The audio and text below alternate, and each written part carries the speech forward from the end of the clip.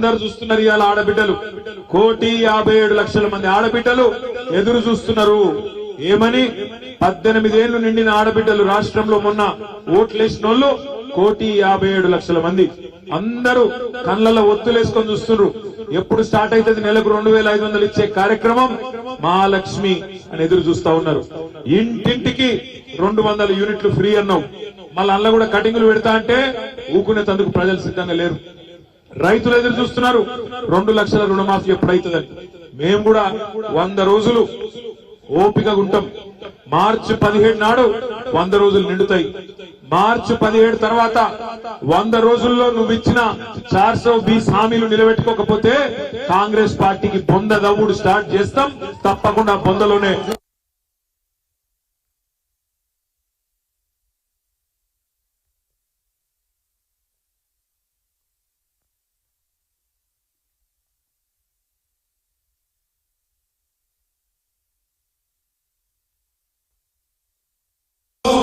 కేంద్ర ప్రభుత్వం బడ్జెట్ పెడితే బీజేపీ ప్రభుత్వం తెలంగాణకు 0 ఇచ్చింది ఏమి ఇయ్యలేదు ఒక ఆరోపి లేదు ఒక కొత్త రైలు లైన్ లేదు ఏమి లేదు కానీ ముఖ్యమంత్రి గారికి నోరు పెరుగుతలేదు నోట్లకి మాట వస్తలేదు ఎందుకు భయపడుతున్నావు మోడీకి నీ చుట్టేమని ఆయన చేతులు ఉన్నదా కేసులకు భయపడుతున్నావా దేనికి భయపడుతున్నావు ముఖ్యమంత్రి గారు నేను అడుగుతా ఉన్నా బీజేపీ మీద మాట్లాడే దమ్ము లేదు కానీ ఇక్కడికి వచ్చి మాత్రం కేసీఆర్ గారి మీద నోటికొచ్చినట్టు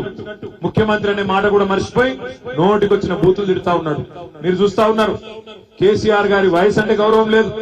తెలంగాణ తెచ్చిన నాయకుడానికి గౌరవం లేదు 10 ఏళ్లు ముఖ్యమంత్రి ప్రజల చేత ఎన్నుకోబడ్డ ముఖ్యమంత్రి అనే విలువ కూడా లేకుండా నోటికొచ్చినట్టు మాట్లాడుతూ ఉన్నాడు మాట్లాడడం మాకు కూడా వస్తుంది బూతులు మాకు కూడా వస్తాయి తిట్టుడు మాకు కూడా వస్తుంది అదేం పెద్ద ముచ్చట కాదు కానీ ఇవాళ నువ్వు ముఖ్యమంత్రివి ప్రజలకిచ్చిన మాట నిలబెట్టుకో ప్రజలకిచ్చిన హామీలు నిలబెట్టుకో ఈ తిట్ల పురాణం బంద్ చేయి నువ్వు బంద్ చేయకపోతే 100 రోజుల తర్వాత మేం తిట్టే తిట్లు మళ్ళా నువ్వు తట్టుకొని కూడా తట్టుకోలేవనే మాట కూడా నేను వారికి విజ్ఞప్తి చేస్తా ఉన్నా పెద్ద పెద్ద మాటలు అక్కడనేమో గుంపు మేస్త్రి గారేమో అట్లా మాట్లాడుతున్నాడు ఇక్కడ మల్కాజ్గిరిలో ఓడిపోయిన ఆయన ఉక్రోషంతో ఆయన కూడా బాగా బాధలు ఉన్నాడు ఆయన కూయించుకున్నాడు బాధపడుతున్నాడు ఓడిపోయినాక తట్టుకోలేక కార్పొరేటర్లకు ఫోన్ చేసుడు బెదిరించుడు ఇగులో కొడతాం అవిగులో కొడతాం నేను మీకు మల్కాజ్గిరిలో ఉండే మా గులాబీ సైనికులకు మల్కాజ్గిరిలో ఉండే సామాన్య ప్రజలందరికీ నేను చేసే విజ్ఞప్తి ఒకటే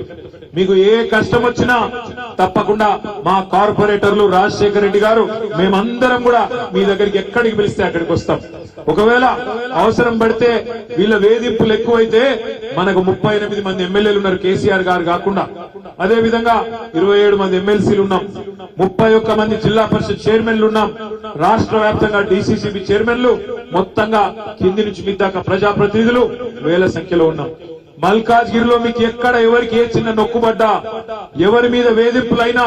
ఎవరు బెదిరించినా మొత్తం దండు కట్టుకొని బస్ ఎక్కి మీ దగ్గరికే వస్తాం అండగా నిలబడతామనే మాట కూడా నేను విజ్ఞప్తి చేస్తా ఉన్నా భయపడవలసిన అవసరం లేదు ఎవడో బెదిరిస్తుండని